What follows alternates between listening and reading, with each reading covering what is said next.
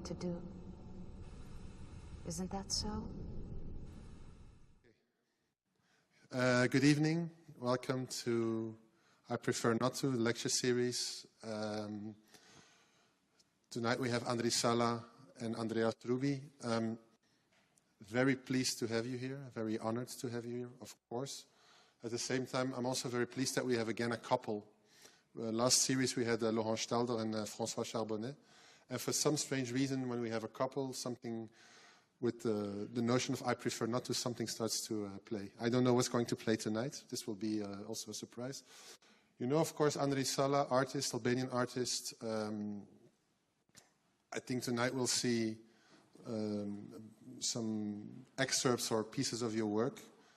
As I understood, Anri will do a kind of VJ set, and then Andreas can react to it. Andreas, you know, of course, as a director from the Architecture Museum in Basel, but also from Ruby Press, which he leads together with Ilka Ruby. Fantastic editors, publishers, editors, I should say, in that order. And working with Something Fantastic, who were there last time. And also, I think in your publishing strategy, intuitively, I feel also a kind of I prefer not to move, but maybe I'm completely wrong. So please enjoy. Anri, Andreas, welcome. Thank you.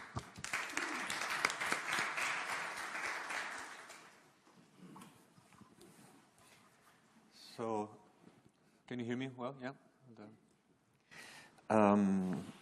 Well, as a response to this invitation of the I prefer not to,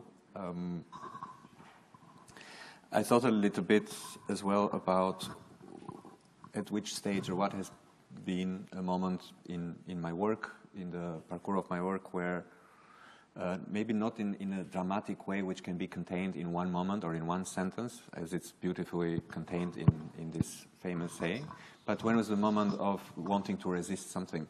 And I think this is something that happened very early on when I started working with video and film. It's a moment when I realized the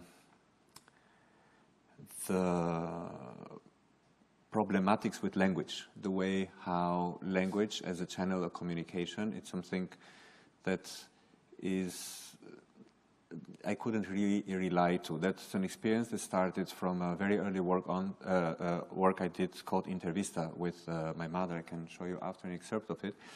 And this is where I became aware of this tension that is there between the content and the syntax. And usually, in moments of historical continuity, one doesn't question the syntax. It's something that it's there. It starts in the moment when you learn a language, and then everything seems to evolve around the content.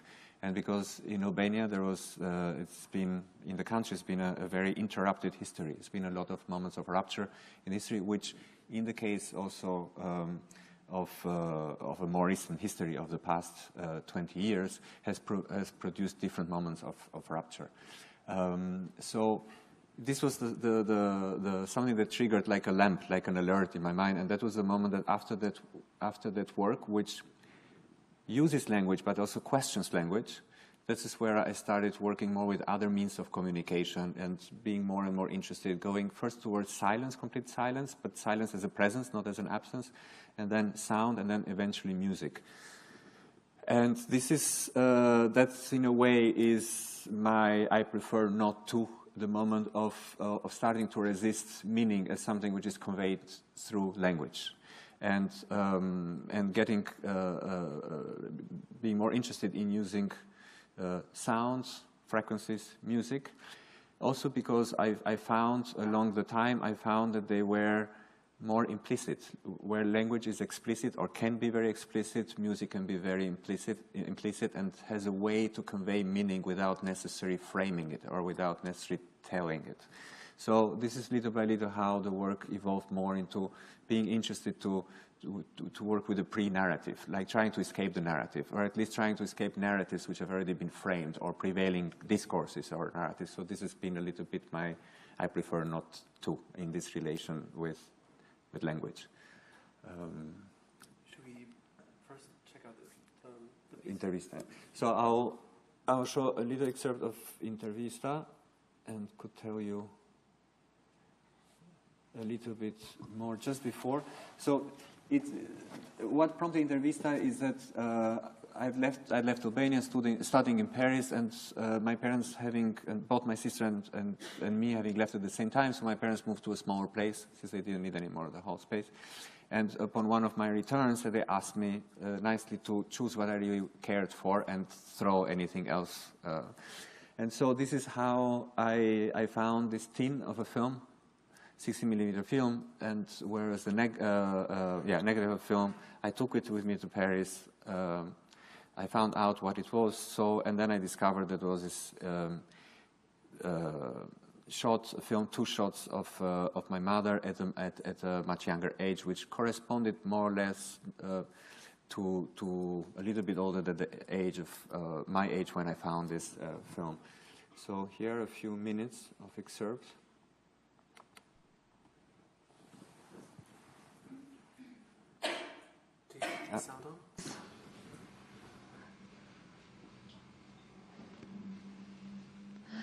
Nuk e di janë që kishin këtë film. Kjo është fillimi i historisë së ngritjes time në përgjegjësi. Wow.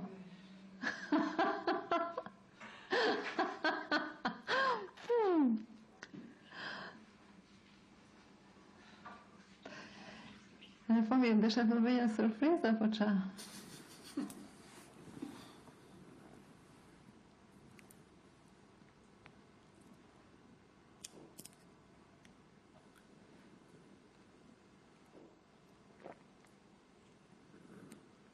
Che emozione?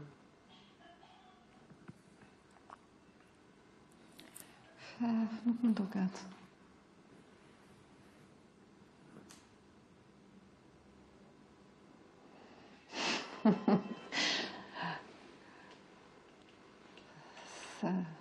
Mbanon çfarë kohe? Ka qenë çfarë viti? Ka mundësi të the, besoj që është viti 1977. 77? 20 vjet më përpara. Çfarë është? Kongresi i rinis. Sa vjeç ishe atëherë? Sa vjeç jam tani? 52, hiç 20. 32. E mbanon çka ke thënë te kjo intervista? Jo, do jem kurioze ta di. Se në fakt I ka humbur zëri intervistës. Ka di më vjen keq që pas ka humbur zëri.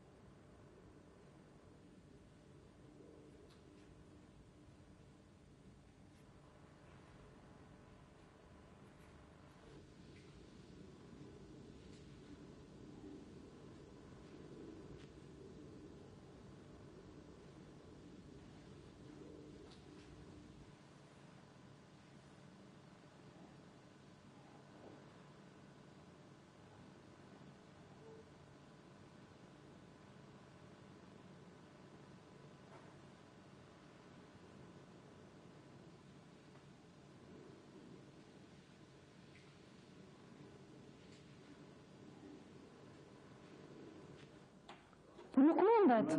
S'është absurde. Jo, nuk është e vërtet.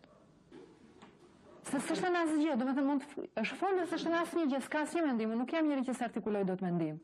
Unë po të them që e kam bërë të shkruar shumë me mesve, janë të vetmit që mund ta zbërthejnë dhe unë tani do të lexoj ty titrat dhe ti shif lëvizjen e gojës tënde. E kupton, nuk po flas për planin politik, se s'ka asnjë gjë, s'ka logjik. Në shiko. Ti shif buzët, për shembull këtë takimin, ky takim ishte shpreh. Ajo ishte shumë e qartë për arsye se sipas parimeve të kësaj lufte fashizmi dhe dyshmëria realizohet, domosdo rolin e partisë marksiste leniniste, domethënë vetëm sa ajo do bashkonte përpjekjet ruajtjen e punës së madhe të partisë marksiste leniniste, vetëm atë do të realizojë me sukses fitoria në këtë luftë. Nëse më shumë dhe shihet edhe situata aktuale politike, jo vetëm në botë, po edhe në vendet e veçanta, për shembull, e ke lënë atje, duke diskutuar problemet situatë, atje s'ke prerje në film. Po pra, po nuk kem këto fjalë. Po këto janë fjalët, ti shih buzët, mos lexo se ta e lexoj unë për ty.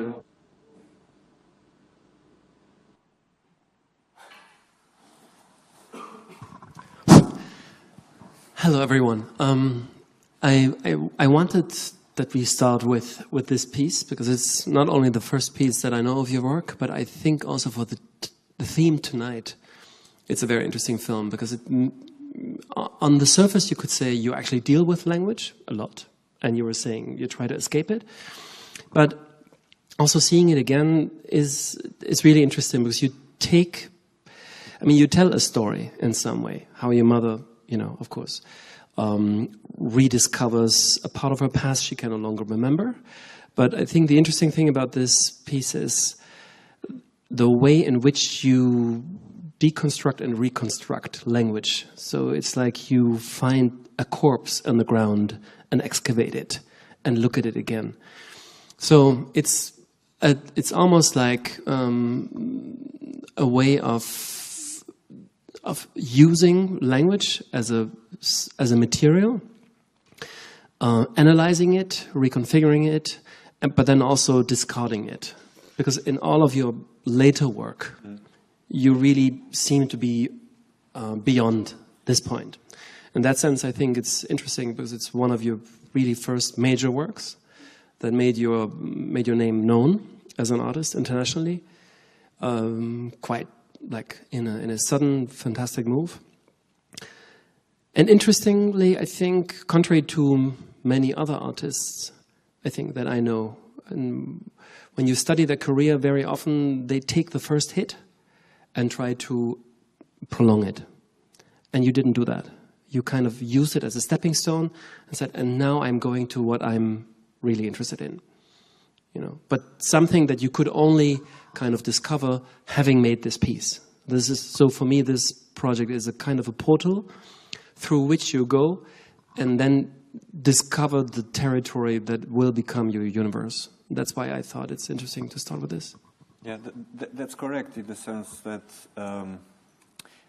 it's a piece which is constructed over a narrative, but at the same time, it's exactly the same piece that triggered this, like I said, this alertness in me to not trust language, and also made aware, made opaque, therefore visible, the syntax. Like it would be, like you say, it would be very easy to build on this and try to make other commentaries about the past, the present, the future of the society, based on existing ways of how we relate to the past. For example, what is very interesting is very often when I show this piece, there is an easy way of people to understand that, here is somebody, the past is complicated, here is somebody who's rediscovering or who has a problem with the past.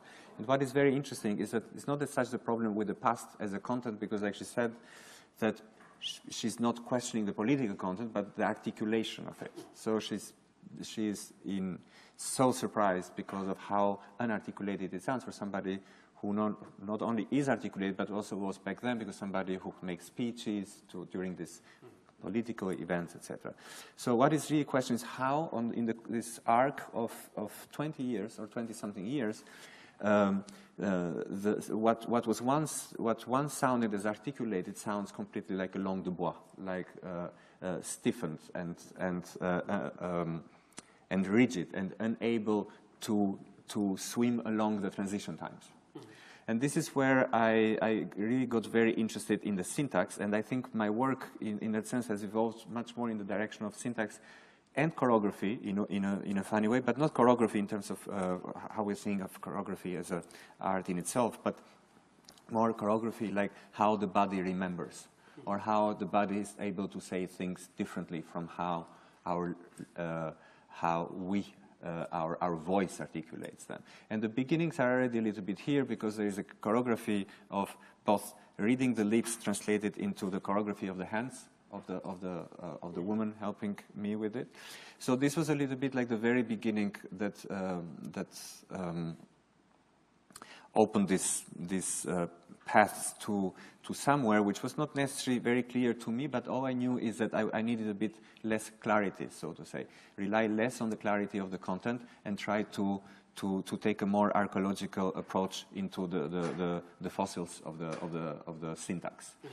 And then this led to other works, and this is also where not only sound became important, but also space, meaning the sense of a place. Space architecture became very important, because this is, if image has a frame, the frame of sound and music is the space.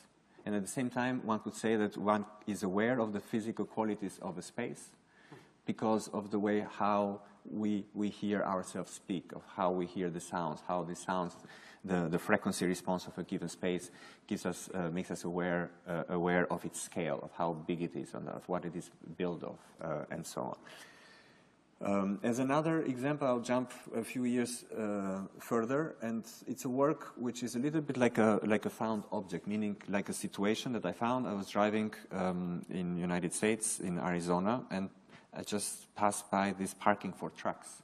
I didn't know back then that there is distinct parking for trucks where with a normal rent-a-car you are not supposed to go, but luckily I didn't know, so I went, and because I just saw these very beautiful American trucks, very different from the ones in Europe, and I started going around, and as soon as I started going around, I was listening to the radio, and it was taking me, I was having a difficult time to try to chase this radio which was playing classic music, because it was the only one, and otherwise everything else was playing country or other forms or more popular music.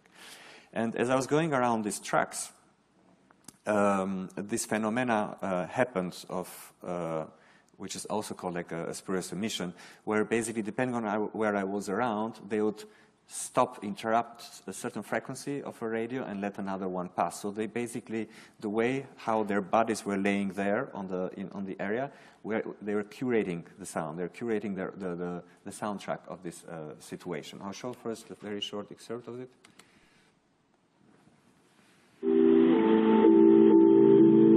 It's 1:39. You're listening to KNAU, Arizona Public Radio. Support for KNAU comes from Coconino County Parks and Recreation, announcing the annual Coconino County Fair, September 1st through the 4th, featuring the fishing pond stocked with trout. Fish will be iced for take-home or donated to a local food bank.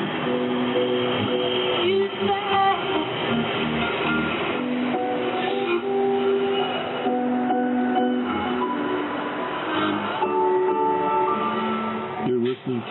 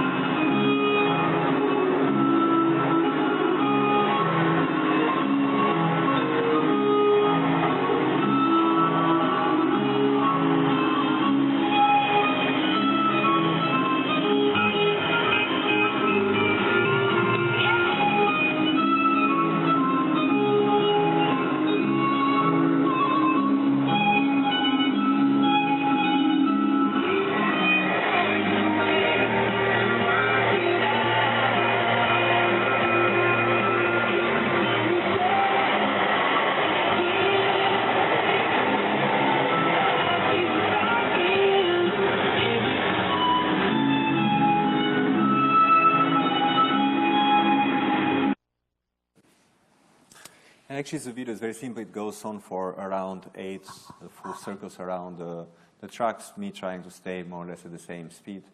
And it's the ensuing composition is this moment of lack coordination between the speeds going around, the speeds of going around, the tracks coming in and out. Every time a track would leave, would create a new insert into the music, because it would open a window which would no longer stop the frequency.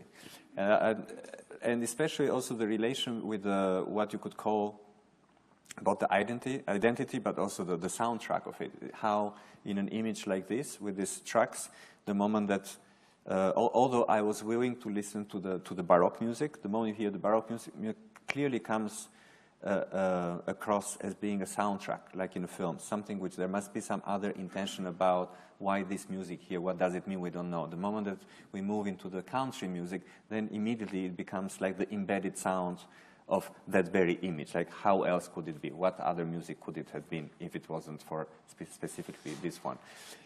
And this is where I was, in a way, when we speak of language and syntax, here we're speaking more of sound and frequencies, because in this case it's the frequencies that are conveying are channeling and bringing along the content.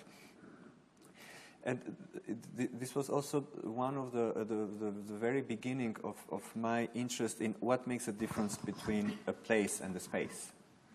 The stubbornness of some spaces to become places, to impose a will which is not, you don't bring it with you, you don't carry your own narrative, but they produce it. So in that, this is, I'll jump into another film called Answer Me, where once again it was an interest for me to how to make a film which is not about a space, is in a space. There might be other things, other characters, but at the end, at the very end, what comes across as being the main character is the background, is the space, is where this thing is happening. This work is called Answer Me, and it's something that I shot in Berlin in a place called Teufelsberg. And Teufelsberg, it has a very layered construction of history and construction of meaning, because Berlin is a very flat land, as we know. And Teufelsberg is built on an artificial hill which wasn't there before, and it's made of the rubble of destroyed apartments. They've calculated it was around 600,000 units of apartments, their rubble being assembled there. So it's the tallest point in Berlin. And it was precisely there because that's where was also the technical military school built by Speer, which was too difficult to destroy. So they instead of destroying it, they tried to bury it, to keep it under. But as it became the highest point of Berlin during the Cold War, at the height of the Cold War, and this was within the West Berlin, this is where the NSA decided to build one of their listening stations with the radars, where they could eavesdrop in the communication between the Soviet Union and the Allies. And so that's where this new building comes atop with the Buckminster geodesic dome on top of it. When I went to visit the very first time, I was very surprised, astonished by the acoustic quality of that place, the echo on this dome, and especially the very long frequency response of it, like an echo of around 13 seconds audible by ear.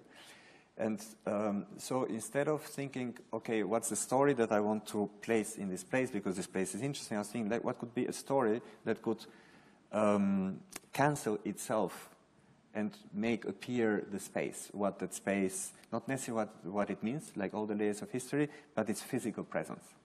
And I was reminded of this very short text of Antonioni. There are this beautiful publication of all the things that he wrote, and there is also one of them, the smallest one, luckily, which is about all the things that he wanted to shoot, but he never had the chance to. And there's a small, not even a story, like one paragraph saying that he wanted to make a film about the splitting of a couple, but he wasn't so much interested in the splitting, in the words, in what they say to each other as they leave each other, but in the awkward silence in between the words. And I thought, okay, so maybe that could be an interesting trigger but instead of being interested in the awkwardness of the silence, to be interested in the awkwardness of the loudness, because it's a very loud space because of the acoustic qualities of it. So I'll show a short.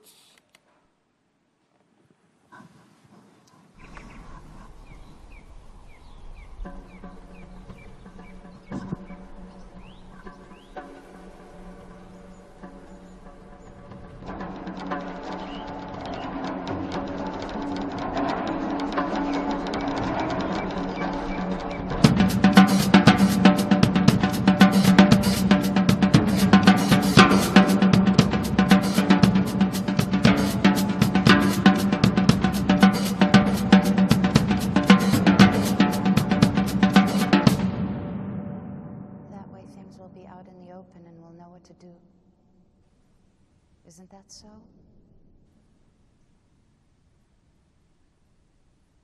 Answer me.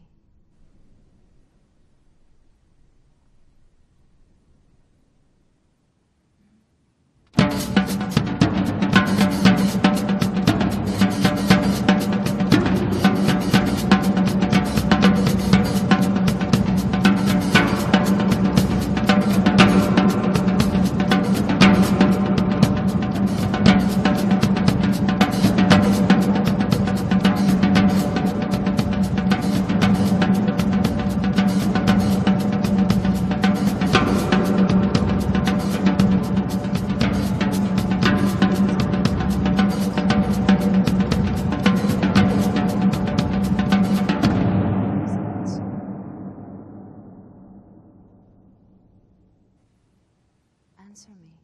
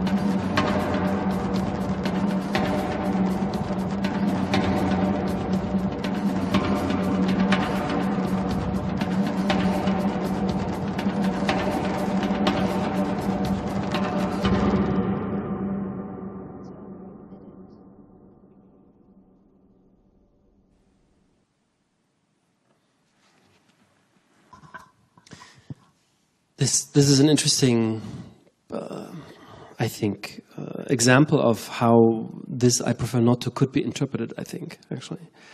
Because probably the most obvious reaction to this space as this eavesdropping mega monster, it's actually a very visible building also in Berlin. You can see it from afar because it's so high. So when on a good day you can see it from Mitte, actually. And it's all along in Charlottenburg.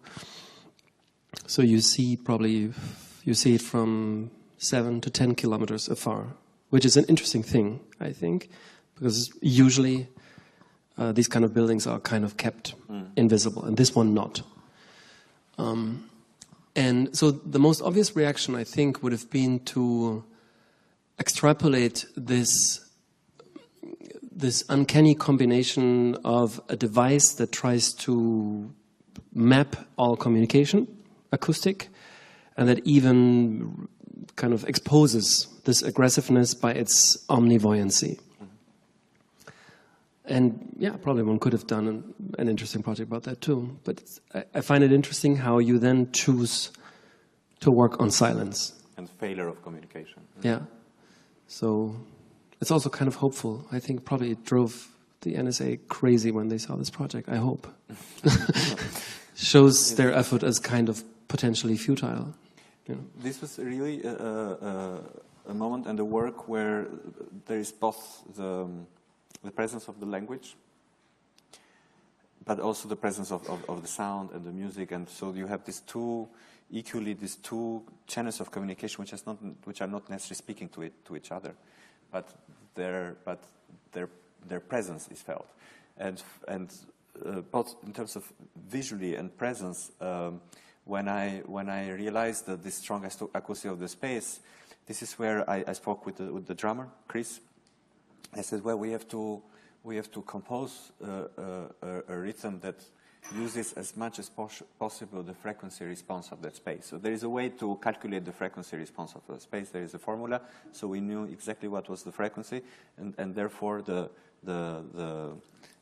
riff or the rhythm of he uses it all the time. And this is exactly what makes the other drum play by itself. So basically it's the frequency is traveling, and this is, in a way, you could say also his only way of getting closer to her, because it's the drum playing by her. But again, there is a difference here between this and Air Cushion Tried, in the sense that the film just before, it imposes its own phenomena. But here too, it's like we fed in the content, this rhythm, but the way how it brings alive the frequency and how it produces this loudness and how it's able to bring alive, so to say, this other drum playing, this is completely the capacity and the attribute of the acoustics of that place, and which are very much dependent on the shape, of the dome, on its dimensions, and everything else. So in that sense, for me, and probably that was the very first time, and something which has become more and more clear, at least to me, in later works, it's this idea of working with a document of time, whether it's a piece of music or whether it's a piece of architecture, approaching it from a little bit like from an archaeological point of view, like a fossil, but instead of trying to go back in time with it, you try to bring it towards its own future, towards the present. So it's not so much about working on the subject, try to find out what has happened before and to tell the story about it before, but it's using it as an instrument that can play in the present. And in that sense, this is by using the acoustic attributes of that, it's also like playing the building as a musical instrument. So it's a piece of music that plays the building, and the building that plays back the same piece of music. And in the... So basically there is communication, but not through language, but by waves, somehow. Absolutely, right? Yeah. And the let's say the agencies of communication are not necessarily people, but for instance, like there are intermittent agencies, such as the second drum, Exactly, which is the actual... Which is the arrival point. I see. And which in a way makes present, or at least for me, makes physical that mass of void which is from the departure point, which is the drummer, to the arrival point, which is the drum playing by itself. So makes it liquid, gives that mass an identity, which is pronounced by its possibility to play back the distance in that sense. Am I loud enough? Yeah. Can you hear me? I'm kind of louder, I feel. Okay, I can try to go. I can show another excerpt as it leads in what we're just discussing now. It's a film called Le Clash that's shot in Bordeaux.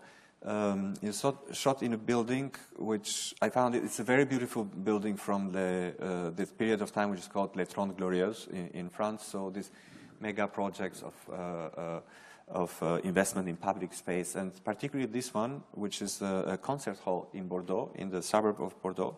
It was one of these big flagship projects of the time. It became very important venue for punk music, one of the second most important one in France. And then eventually it was closed down technically because of the presence of asbestos, but although it was cleaned, it was never open again, which was no longer for technical reasons, but a little bit for political reasons of not knowing what identity to give it back. In relation, again, this idea of how to play a building, how music can play a building. I came with this idea of taking a piece of The Clash, Should I Stay or Should I Go, which is actually the most melodic, or one of the most melodic punk songs, and it's also an anthem in that sense, very often considered like a punk anthem, and rearrange it or adapt it for two instruments that belong to the past. One is a music box, and the other one is a barrel organ. And each instrument, in a way, has its own syntax, has its own voice. It's you can't make an instrument play whatever you want. It will still carry on its own vocal chords. So although the song is the same and the arrangement is the same, the way how the barrel organ embodies it, it's very different from the way how the music box embodies it. And so around this building, that was part of the choreography and of the performance, and there was this pair who was going around with the barrel organ and singing and playing it, and there is also a lonely man, who had concealed the music box in a shoebox, and he was playing it. In terms of infrastructure, there was an antenna, so whenever one was playing, the building was simultaneously playing it back. So although it was not possible there was no public access in the building, I could place lots of big speakers there. So whatever they were playing, the music, the building was playing it back. First, I will show the excerpt.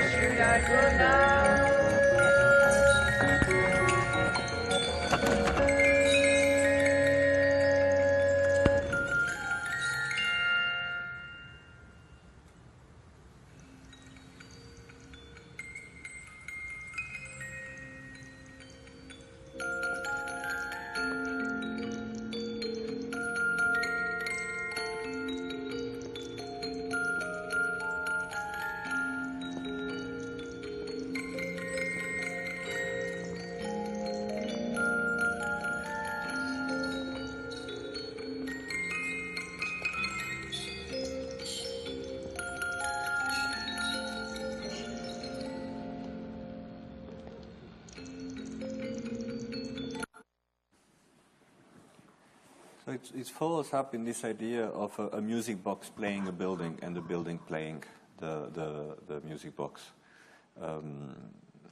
So the building was playing the actual song? So that's where we heard the voices from?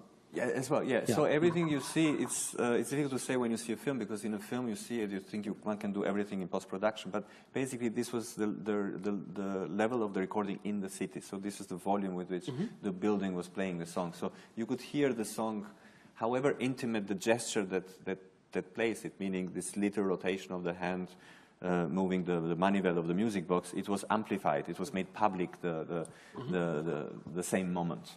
Yeah. So I was interested in also this the relation between something very intimate becoming public instantly, or something, a very small gesture becoming urban instantly. Yeah.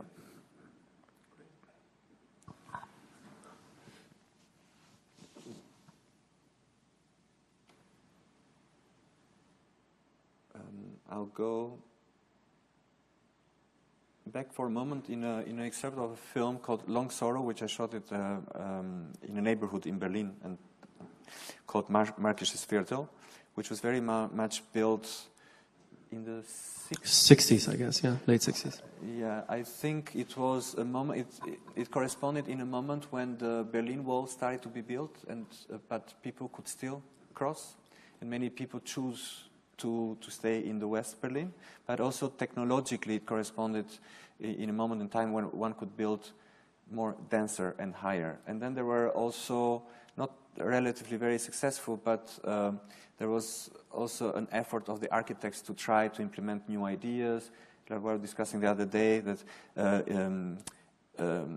Almost, I guess, you spoke about. Ungers and others of that generation of thinking of how within the private space one could start already introducing the idea of a semi-private space, bringing the public space in. So ideas which were not necessarily embraced or well received or understood at the time, but which I found very, very interesting in that very moment.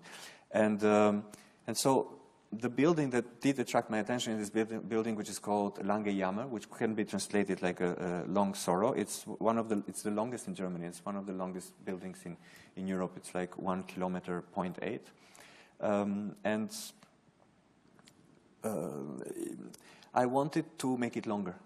So I wanted to use sound as a way to stretch the building further, but also bringing back this idea of how could someone living in that building stage himself or herself from their own unit.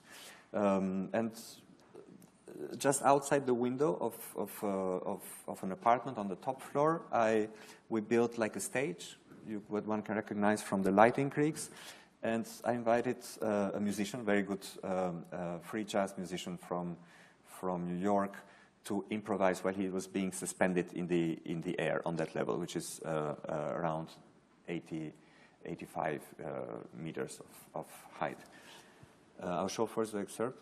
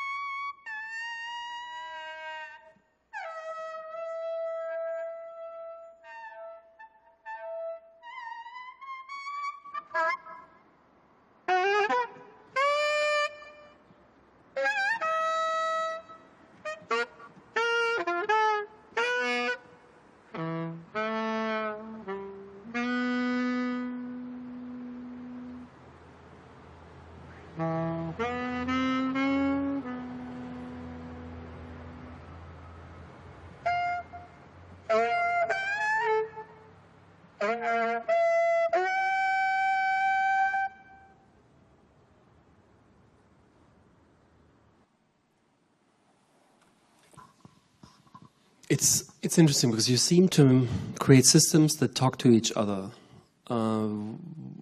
through something else than language. In the case of the project before in Bordeaux, it was the musicians playing outside the building, and they kind of had a conversation. with whom or what would you say did he communicate in that sense? Well, I think he communicated with his own condition. The very choice of working with a musician who is a free jazz musician, not in terms of style, but real free jazz, meaning he's constantly inventing the moment after. He's constantly looking about what is the next note, what is the next breath going to play.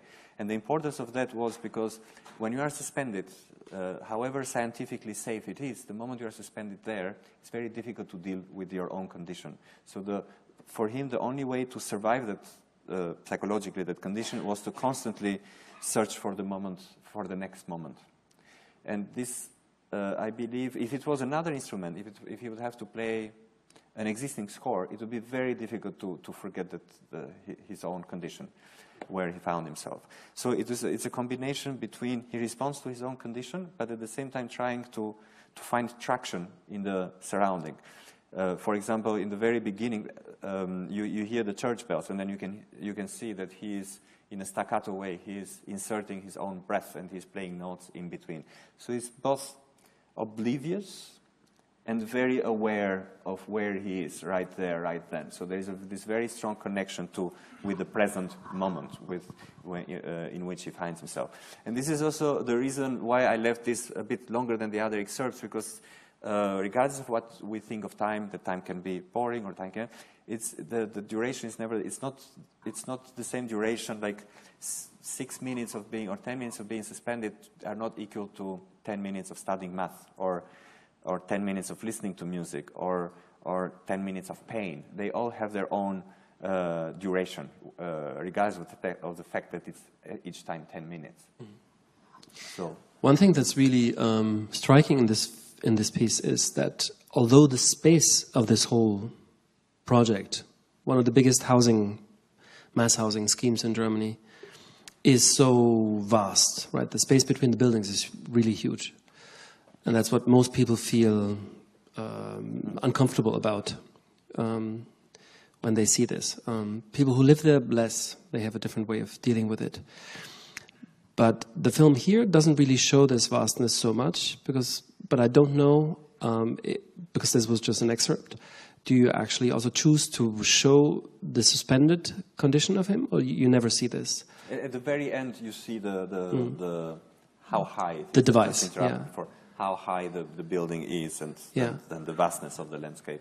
Because for the most part, you stage a condition of extreme intimacy between us and him, which is like the last thing. It's almost like the skin is the landscape most of the time. Yeah. So this is again this kind of let's say the unobvious choice in this movie, I think. Another thing, if you bring in this idea of the I prefer not, there's also a bit the choice of the musician, because, for example, it's always the kind of narrative we produce on a landscape or on a city. Like, many people who don't know Berlin might have thought that this is East Germany. People who know Berlin would have thought that, but is this somebody who is being evicted? But because, as we know, there's not yet so much mixity in Berlin, so it would be very difficult to see somebody of color to live in those buildings. It doesn't happen. So all of a sudden, for me, that was also an important aspect, to try to escape of this endorsed narratives, like what we project on bodies, what we project on buildings, what we project on landscapes, what we project on context. And therefore, it was very important you think it should have been a certain type of person with a certain background? No, it shouldn't. So it has a little bit, to go back to the type of this, I prefer not to fit to the context that we project to that building, to that architecture, to the ascribed meaning. To the inscribed meaning, yeah. Exactly. Cool. And this, in the series of work that I chose, it's a little bit, it's still part of this chapter and the last one, I would say, of this chapter, where the soundtrack is produced by the condition that happens within the film, and is inscribed in the very space of the film. And from there on, there's been, in some other works that I'll show, the space is inscribed within the music, within the interval of music, within the rearrangement of the music, the composition. A good example of that is a film I did, or a work which was actually combining together two video projections of a performance by two pianists, followed each accompanied by an orchestra, of the Ravel Concerto for the Left Hand. Which itself, because we're speaking of space, but also there is also the body, the human body as an instrument.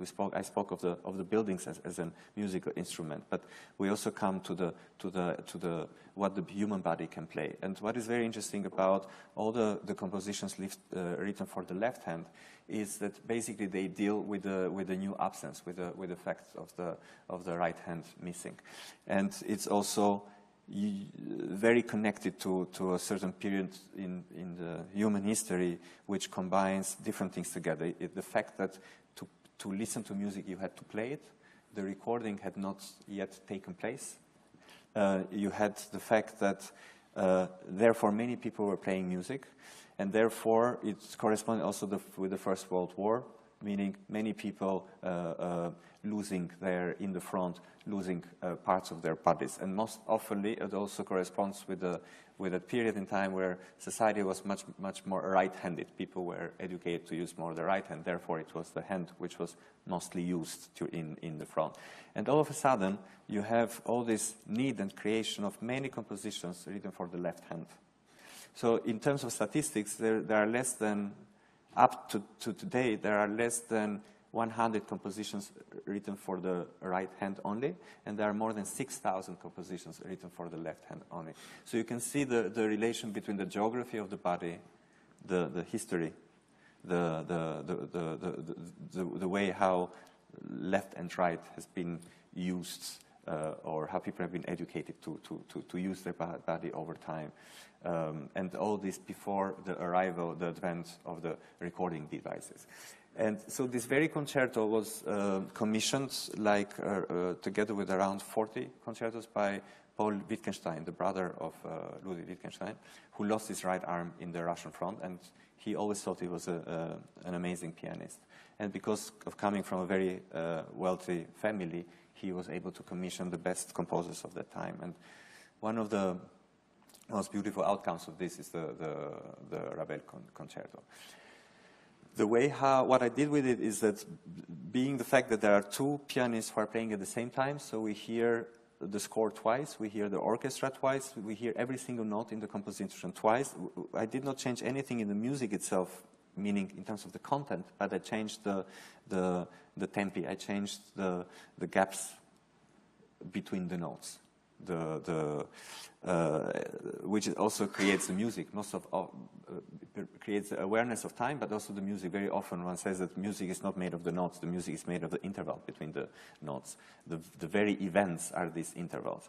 So it's by recomposing these moments of going in sync and going out of sync, also with the experience of the echo, because the closer the gap between two notes, a note which is repeated twice, the smaller the space. The longer the gap, the bigger the space. Therefore, when I've been showing it, I've always been showing it in a semi-anechoic room. I'll just show a picture of what is a... But what kind of space you mean there? When you talk about the space between the notes? An acoustic space? A spatial... No, it's more like it's a time-based space. It's a perceptional space. It's what one perceives as being a space, because the fact of the notes being repeated, it produces awareness of space. Like the shorter that interval, the smaller the space. Okay. Especially in an anechoic room where there is no sense of space, because there is no reflection. Therefore, there is no experience of space. So this experience of space is produced by the musical intervals. It's produced by the repetition of the notes. So the shorter the repetition, it's already a bit more space than no space at all in an anechoic room, but the longer the repetition, the bigger that space becomes. And this is, this is a little bit like the infrastructure of an anechoic or semi-anechoic room. where there is absolutely zero sound reflection, therefore no awareness of where we find ourselves in the space. So I'll show a very quick.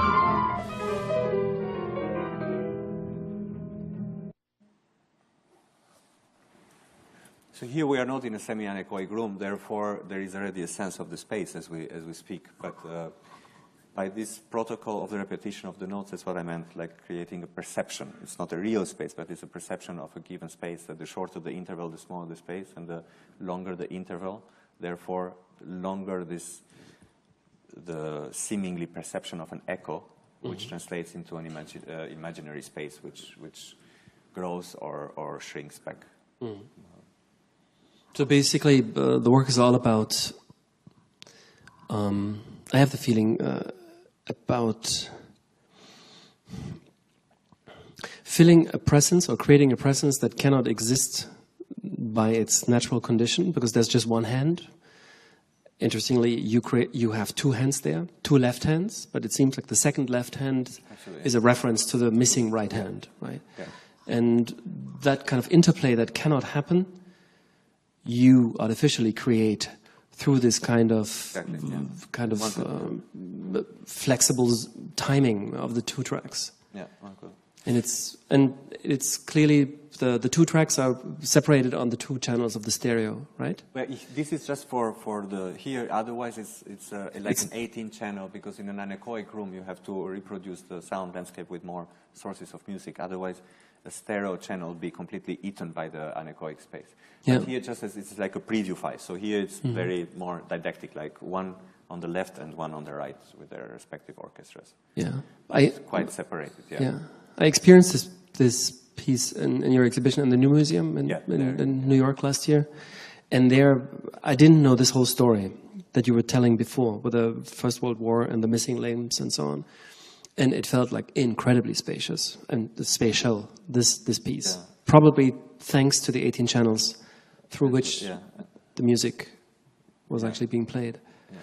And there is also something, I mean, when you think of the human body as an instrument and the piano, meaning what we know as an instrument being, it's two different architectures. And piano, like most of the instruments until, I would say, 20 years ago, have always been built for the right-handed.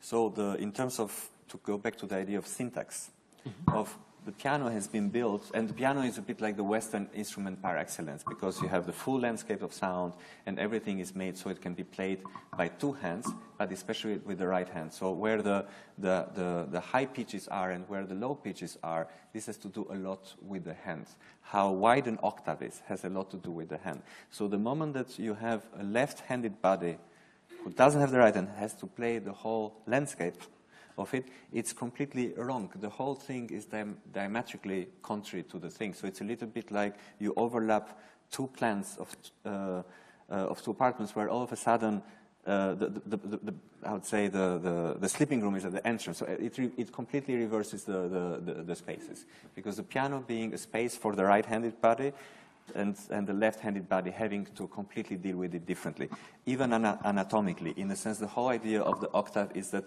you can play with the length, with a pianist and with a relatively average hand, you can play the octave here. But the moment that you have to play it with the left hand, it's just like physically becomes very difficult. Also, that's why somebody does no longer sit in the middle of the piano, but you sit at the very edge of the piano. So there are so many things that are hidden in it, which completely change what is taken as granted, as a given, the relation between the human body and the body of the instrument. This is interesting, because I never thought of the piano for the left-handed pianist, because you have that in guitars. You just turn around the guitar and reverse the order of the strings. Yeah. And actually, there's a whole theory that Jimi Hendrix's music was more influenced by the fact that he was left-handed than by his Afro-American background. Okay, yeah. Well, in the piano, I think it's only been 10 years or 15 years, 10 I think, when the first piano for the left-handed was produced. So it does exist? Only since 8 years. Okay. 8, like. But again, I think a lot of thinking of music and thinking of piano and the keyboard, I think of it a lot of as a landscape, but it's also a cultural landscape, because it's like our imagination in music. And when I mean our as the Western civilization, because it has all the intervals, all the mathematical values and all the ensuing harmonies that depend on it. And then inside the piano, it's like a city. It functions like a city, like all the architecture of it. It's a very complex architecture that needs to bring together all these mathematical possibilities of playing sound. And they have to negotiate the space within the piano. And then depending how you open and how you close it, it's a little bit like opening and closing a space and how you want it to resonate. So the more there's also this interest I have in music, which is not so much an interest about the beauty of the melody, but it's more about everything which is embedded within it, especially culturally, especially like and its strong relation to space. You dealt with that topic further in your work, didn't you? The music somehow at some point becomes extremely important. It does. The production of music. It does, and it does become important, not so much as to tell itself, to play itself, to be heard itself, but it's how it starts telling other things. Just as a last comment to Ravel, for example, it was interesting. This leads me to show a very short excerpt of the other sister work. Like since some moment in my work, I'm starting to work in pairs. So there are always two works which can be by themselves, but they can also be in dialogue with each other. And another thing is that when I did this work, I did it for the Venice Biennale, where I was invited to represent France, but because of a the 50th anniversary of a important date for Europe, we swapped pavilions. So I was showing in the German pavilion. And what is interesting is that in terms of the copyright, the Ravel piece is still in private hands, or was still 4 or 5 years ago in private hands in France, while on the other side of the Rhine, in Germany, it was already in the public domain, which completely changed the relation between broadcasting. Like suddenly I didn't need to have the copyright to broadcast it, because the fact that I was showing in German pavilion, although I was representing France, it means that I was free of the copyright. So we are completely in this interval, which is time-based interval, but also it tells about the geopolitics of the space, because within the legal frame in the European law has taken over on many things, but there are certain things, but it's still fractured or fragmented or split in different national interpretations. And this has to do, there is an 8-year lag between private and public domain between Germany, Italy on one side, and the rest of Europe, which has to do with the counting of the First and Second World years. And isn't it that the pavilions in Venice and the Giardini are actually national territory of the... It depends in the sense that that's why the German is national territory, the French one is Italian territory. They don't own it. I see.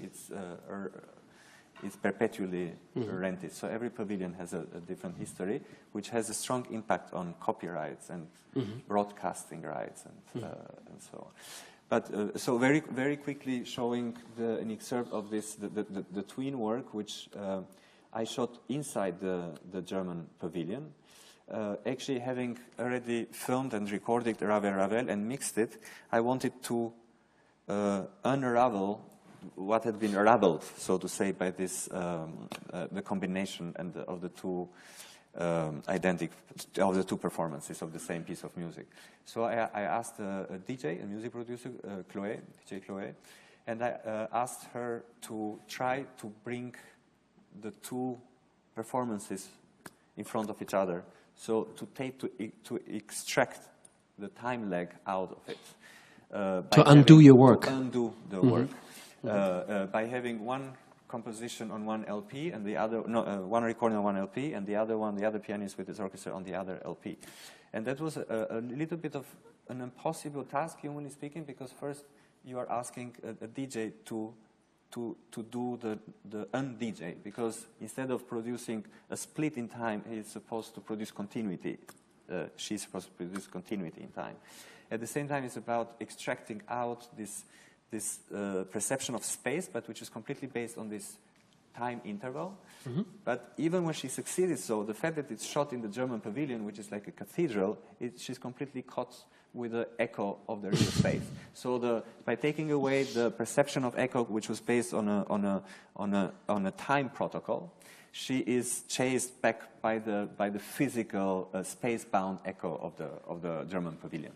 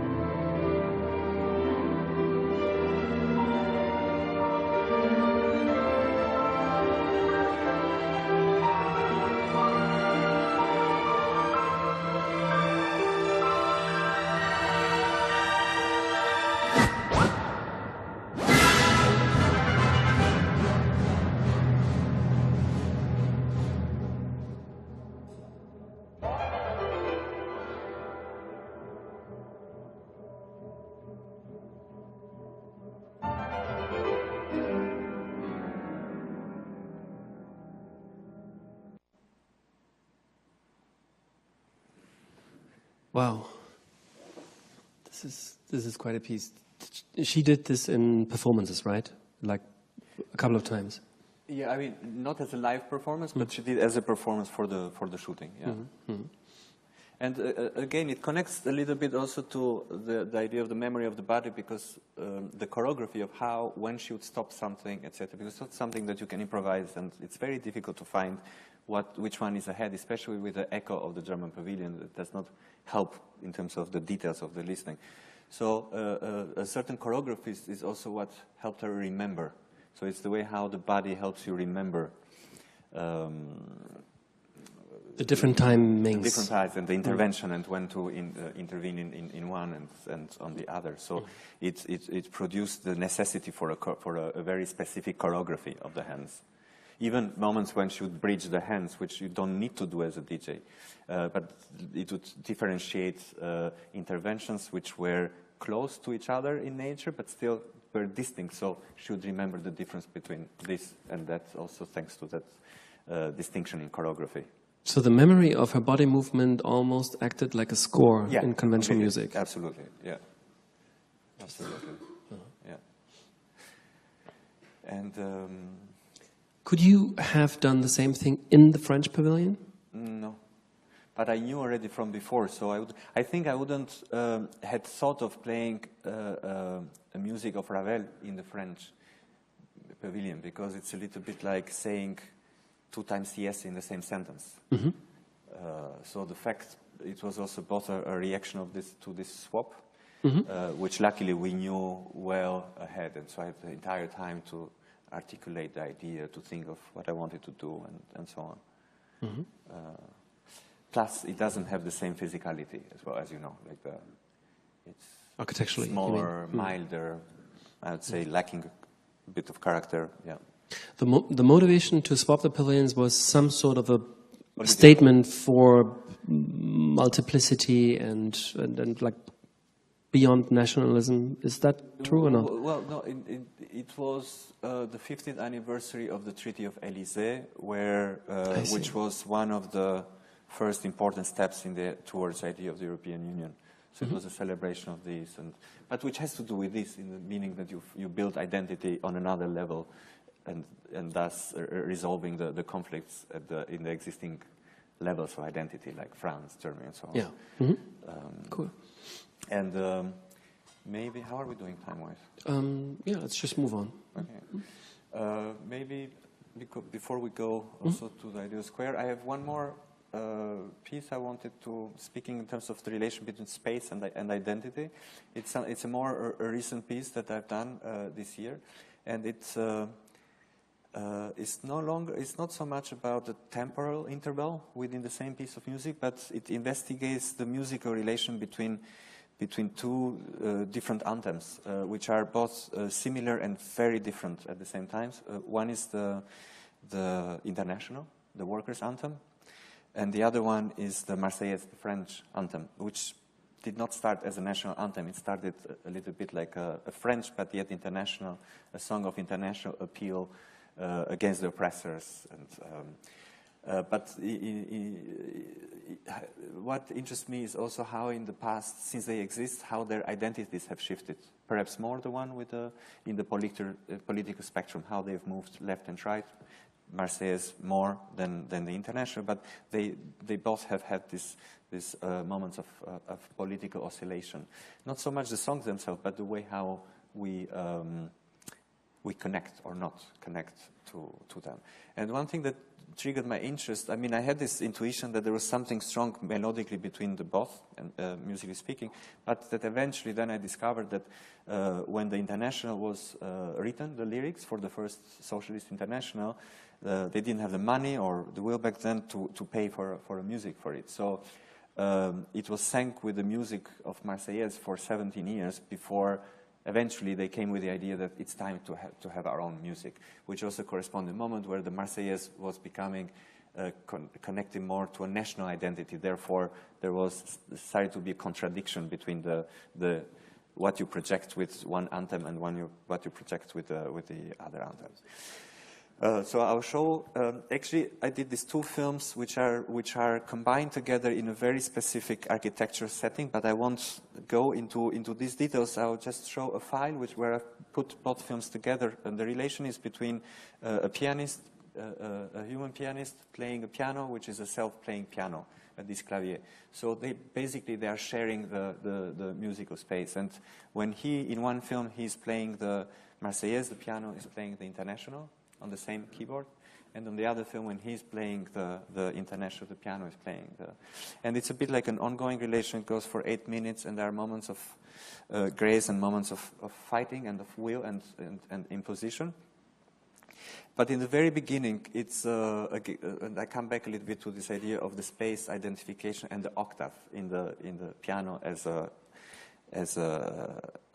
instrument, and especially a Western instrument, is that all the national anthems, besides that most of them are written in the major scale, besides very few which are in the minor scale, but they are all written within one octave, meaning they can be played within one octave on this space of those 12 notes. And the moment that you take the same notes, but you spread them in 5-6 octaves on the keyboard, besides the fact that it produces a different choreography, although the notes are the same, one does not recognize the music anymore. Which is also to do with this, like how narrow has to be the musical space so that one can sing his own or her own anthem. And the moment that you stretch that space, the identification is lost. The familiarity with it is lost. So I'll start.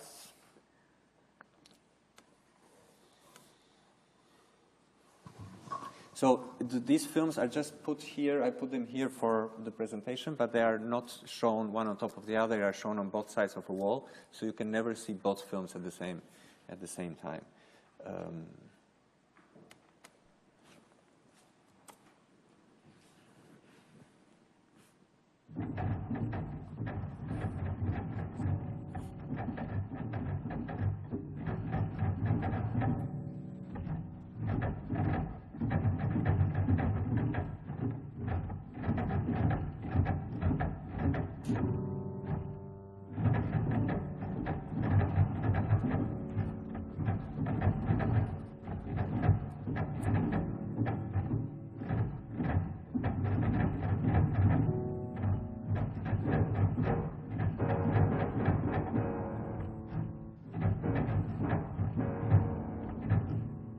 In the beginning, all the keys, they play only the rhythmics of each song, so not the melody yet, but just all the.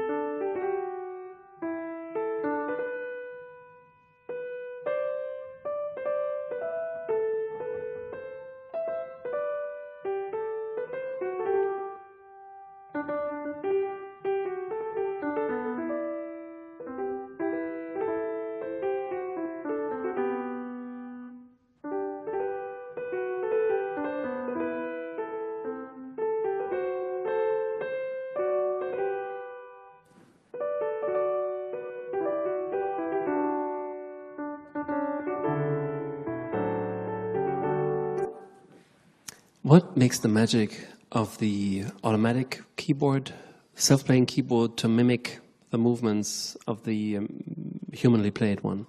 It's because it's a self-playing piano, so you can write what the piano will play, so you know what to play. It's like a MIDI. It has so it can play whatever you have written for it in the MIDI, and then the human player knows how, being a musician, knows how to be in sync with it.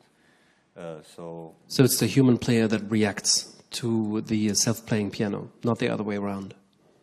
They both react to a chronology, meaning to a timeline which is being composed. So it's like a duet in that sense. So it's not one reacting to the other, but it's like a duet where the two instruments know exactly where and when to play in relation to the other.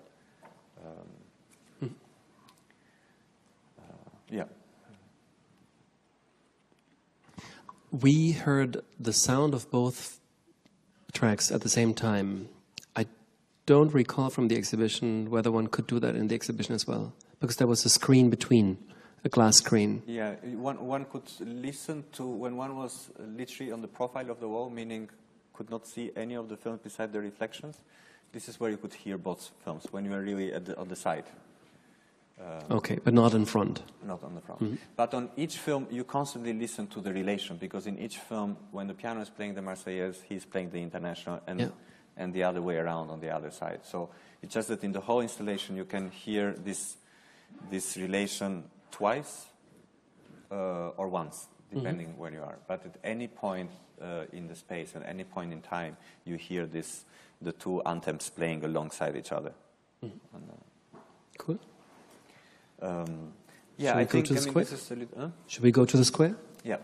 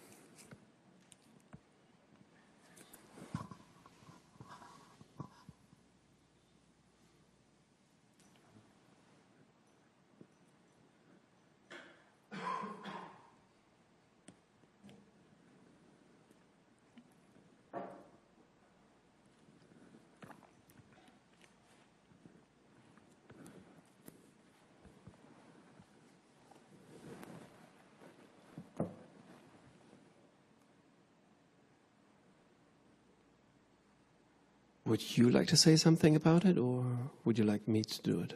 Yeah? Okay. This is a very important project that Anri did together with the Belgium architecture firm 51N4E, with Peter Podovit in Tirana, the capital of Albania, one of the most unknown European countries and the most worthwhile to travel. And I also wanted that Anri talks about this project because it's a very architectural project. It's related very much to urban space. It's one of the most, I think, beautiful public spaces that has been produced recently in the European city or worldwide. And I find it very interesting the way that the two of them worked together. And I would like you, Anri, to talk a little bit about this collaboration, because it's also a very good example of the I prefer not to strategy. Because as a collaboration between an artist and an architectural firm, it's quite surprising because it doesn't showcase the artistic contribution. You cannot differentiate at all what is the piece, the art piece, and what is the urban square. It is one project, and it collates the various kind of intelligences into one public experience in the end.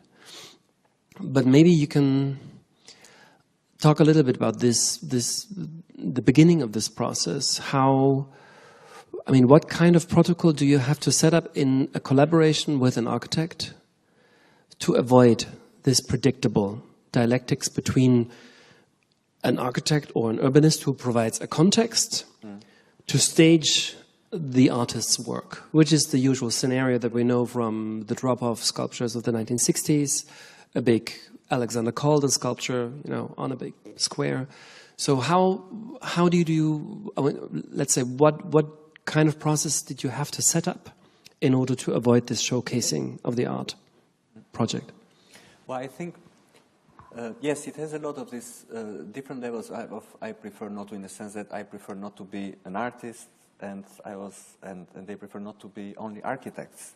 So there was this porous and open approach to it, as well as in the choices of the project. Other stages of I prefer not to positively respond to some of the parameters of the commission of scaling down the space, for example, etc. I think it was very important not to have this split situation between, like you say, like producing a context for an artwork, or the artwork becoming like an element that identifies with the space, producing a centrality, for example. I think what was, from the very beginning, very interesting, I believe, it was how to deal, to curate a place which is, in a certain way, an inhabited void. So, which is empty enough in a place, in a country, in a city, where for the past 25 years of the transition, there's been so much filling of the space, not only in terms of concrete architecture, illegal, semi-legal construction, filling it with noise, filling it with pseudo-events, filling it with anything that one could fill a space in a way which was not constructive to the people who live the city. And I think this is this moment of how to produce a presence by keeping it empty, so it's the inhabitants who will occupy it, and they will take it over. They'll claim the ownership of it. Mm-hmm. So there is not another medium. There is not an artwork. There is not another gesture that claims the space. But I think from the very beginning, this was very, this was very clear to all of us. It did not take any clarification about that. It didn't look like any of us to take such an old approach to the idea of filling the space. But I think also what I appreciated a lot working with them is also not, again, I prefer not to go for the shortcut. In a place which you have all these ruptures of identity, there is a lot of identity, but there is a lot of rupture in the history and how we construct and how you curate this identity in a way that is inclusive and not exclusive, etc. It has been a very easy temptation to add something like a reference that nails down the identity. Mm-hmm. And this is something which wouldn't go so much against the sensibilities in the Balkans, this idea of the metaphor, the symbol, etc. So producing void as a presence and letting it allow it to become a space where, in an inclusive way, people will make it up. They will make it up how they project themselves in it, how they want to live in it, how they want to use it, both by being together but also by drifting individually. And I think this is also what the emptiness of the square enabled, this moment that you can visualize both the coming together but also the drifting. Very often historically it's been a square which was where the coming together has been staged for political reasons. So I mean, maybe we can go through the images again, and Peter, I would like you to tell a little bit the story, the scenario of the project. Do you mind? Can you go again to the sequence of the images before?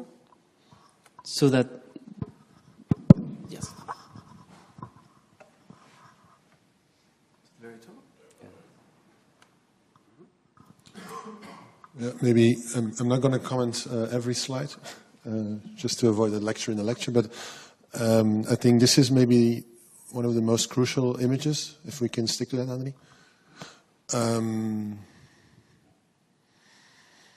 Which was both in the master plan, so there was a master plan which was produced by Architecture Studio, who actually tried to avoid, let's say, showing these very almost haphazard historical remnants, which actually build up the culture and the city of Tirana. So you had the mosque, the opera, communist architecture, fascist architecture. And I think one of the main, maybe breakthrough moments we had, maybe quite early in the process, Anri, because I remember, but maybe my memories are different. I think at the beginning we were still searching, let's say, how could we do like an I prefer not to attitude, because the whole competition, the whole thing was in a way staged to introduce a kind of heightened identity, kind of ultimate moment of, aha, this is what Tirana, this is what almost Albania is about. And this moment of not doing that, so saying maybe it's already there and we just have to foresee kind of minimum in order also for the people to inhabit the square, but in a very informal way. And that's actually the project, you know. And then, of course, there are multiple layers of how the square is built up. I mean, and again, the square has this enormous history, almost going from extremely violent to, the picture is not there now, at the 1st of May, where you don't see any cars. I mean, the square used to be the biggest roundabout, I think, super Italian roundabout, where everything you could do, which is not allowed, you could do there. Which you see, well, this is still a very decent situation. So these are pictures from the competition. And in a way, I think still at the level of the competition, this was a hunch.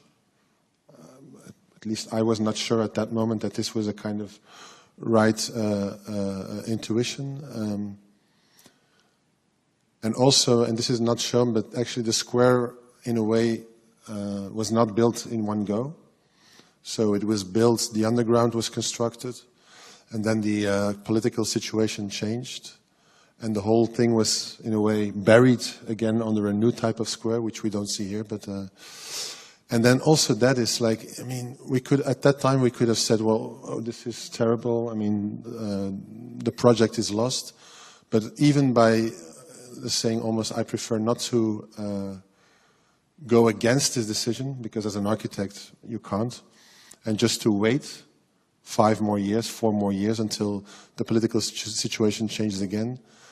And almost in a natural way, the square has arisen. And I think, as you can see here, it's inhabited in an extremely informal, natural way. So despite the bigness of the void, let's say, it feels extremely natural.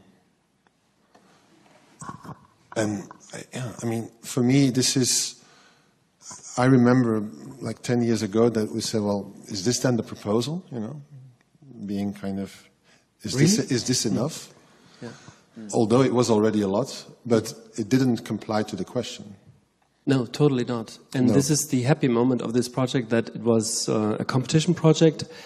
And for a coincidence, I was part of the jury of this competition.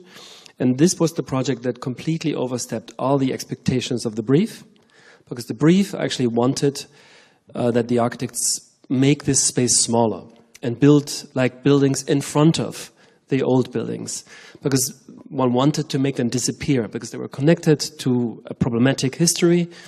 And what was really interesting in your scheme was that you said, no, this history is problematic or not, it is history. And it's the identity of this country. And so therefore we will not hide it, but we will make the square maybe a little bit more graspable through the use of vegetation, and something that one doesn't see so easily in images. Do you have the section that we looked at? Actually, the surface of the space is not flat, but it's a very, very flat pyramid. Now this is interesting because the pyramid is obviously one of the biggest power symbols in architecture, and maybe 300 meters from this, yeah, not really, yeah.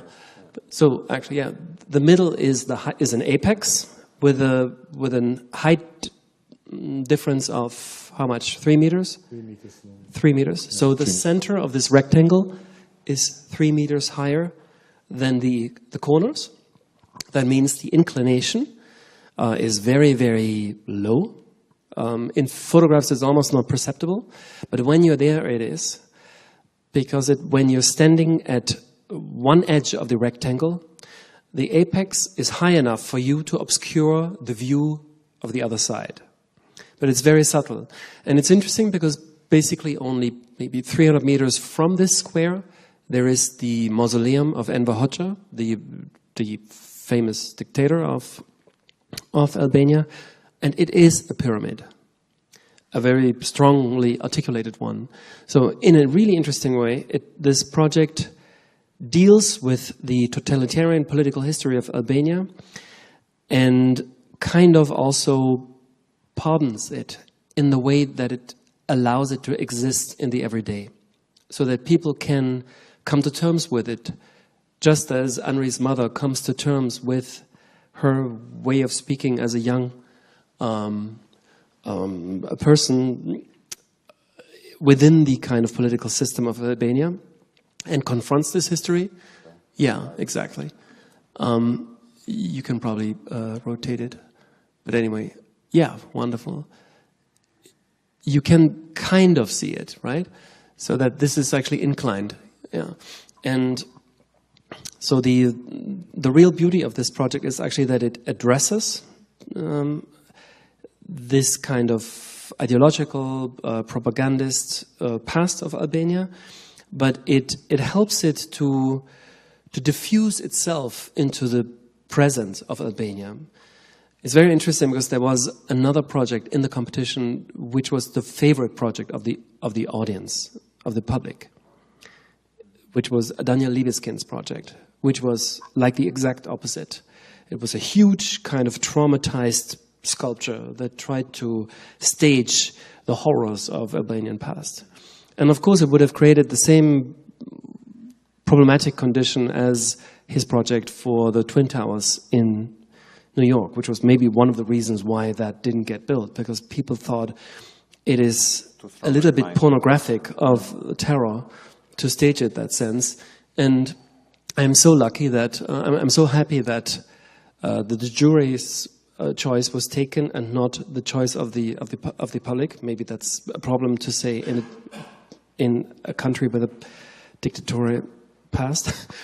But you have to imagine that in Albania, competitions are very public, in the sense the presentation of the results is done in a big space with an audience of 300 invited protagonists of society, very importantly.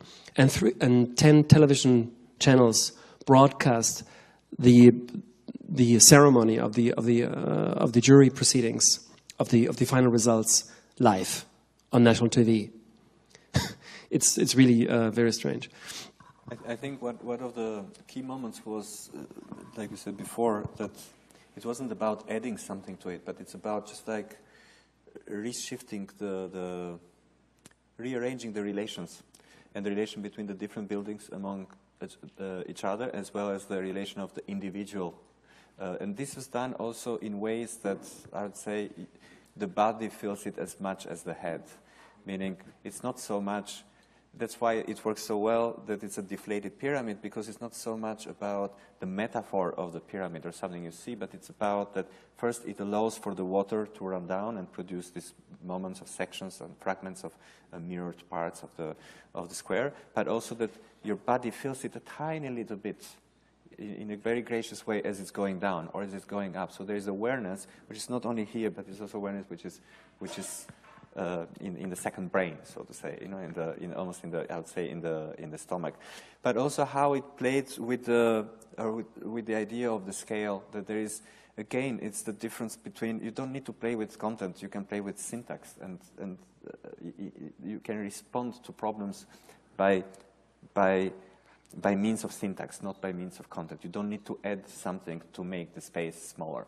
For example, one of these I remember in the very early discussions is that when everybody said it's a problem of scale, it's such a big square, Albania, a small country, does not need such a big square. It makes one think of North Korea or all this of something from the past, from the regime. But actually one of the reasons that it felt so big, it was not the size, its absolute size by itself, but it was the fact that you could see what was happening there from every corner of the city. All the streets were leading you to there. There was nothing to interrupt it. There was nothing to conceal the square from the rest of the city. So in a way, it's a little bit like the socialist films, that from the opening scene you knew how the film would end.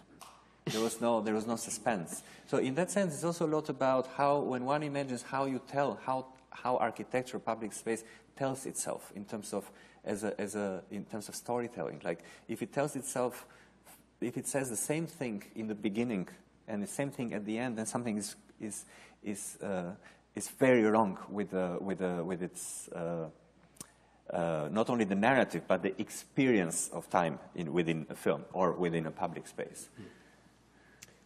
Maybe just to close off, because it's also about, of course, people, not only people using it, but people conceiving it. And what I remember is that I don't consider it as being a project by Anri. I don't consider it being a project by the office or even all the technicians, because it's also a very technical project, although it doesn't look like it. And so for some reason, everybody agreed upon to, leave behind a certain authorship, which I also find something really urgent, let's say, at least within the architectural discipline. So, but actually we never talked about it. It just happened that the authorship was kind of also diffused. And it's true. And maybe this is something which could become problematic in now or in the near past if it gets published. And so I would prefer, in that sense, that this project, almost is kind of, that the author is very unclear almost, It doesn't matter that much, I think. So not one author. And also what, in a way, which was from one could say, unfortunate from the political point of view, the fact that it was interrupted for so long and stopped and then started again. It's true that it was frustrating in that sense, but on the other side, it allowed to bring in also other voices, be in dialogue with other information. Also how the time changed, the society moved on, in the sense that at the very beginning, it wasn't conceived as much to have so many public hearings to make people so aware that they are entitled to that space. Yes, there was a presentation, it was very transparent, but it wasn't this continuous listening with the people who had an interest because we're living in the area, or the people of the hotel, or the other, with something which I wasn't part of it personally, but I know how important it became, especially for the studio and for the city as well. So the negotiation, not so much to convince people, but to bring it to them, both as an idea, while it was coming also physically as a built space, it changed due to or thanks to this moment of interruption. This is almost uncanny how much it relates to the work that you have shown before, like the doubling of 2 musical tracks and changing the timing between them and creating a kind of polyvalence between them. Here it's the same thing. If it had been built in one go, it would have been a composition for a left hand, right? Yeah. And now there is like a doubling, like a dubbing of the whole process.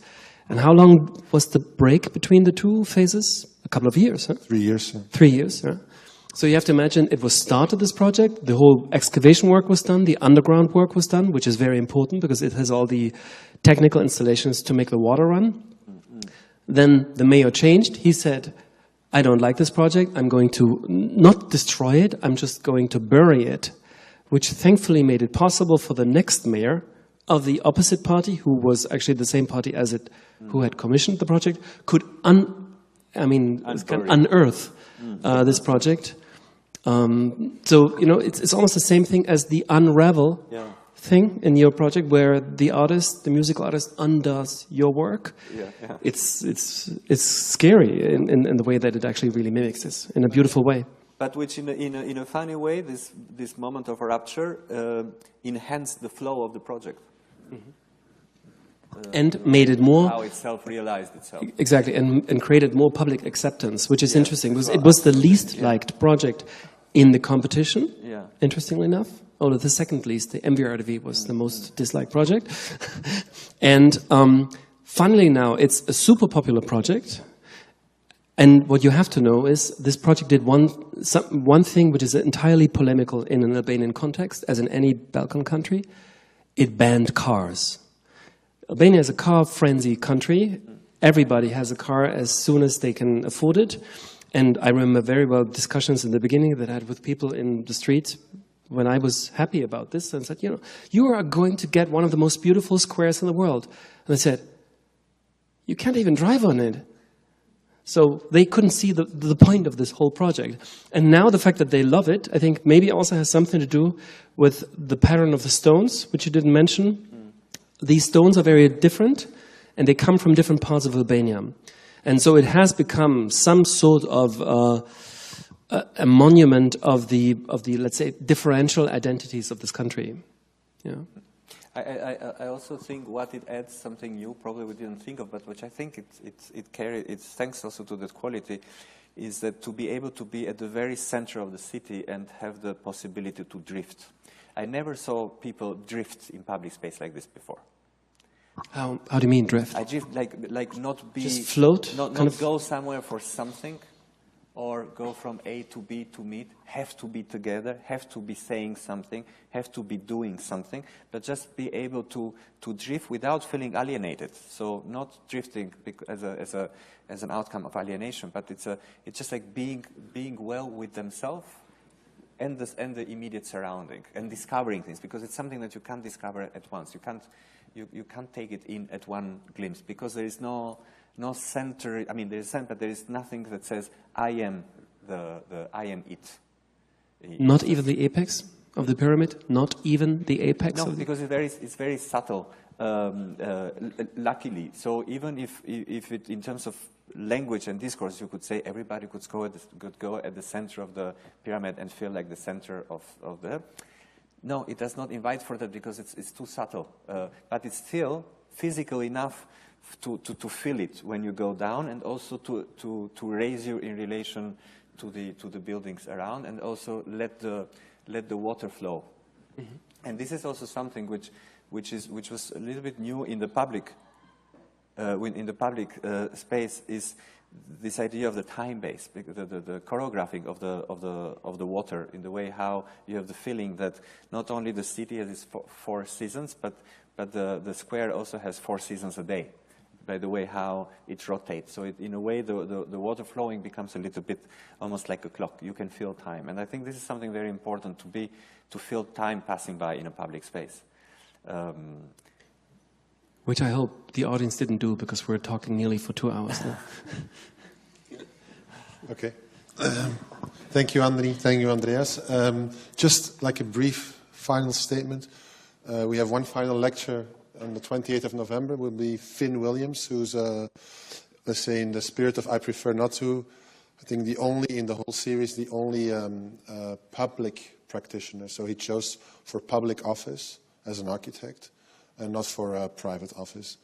So please do come, because I think it will be, again, a very particular take on I Prefer Not To. Andreas, Anri, thank you very much. Thank you. Thank you.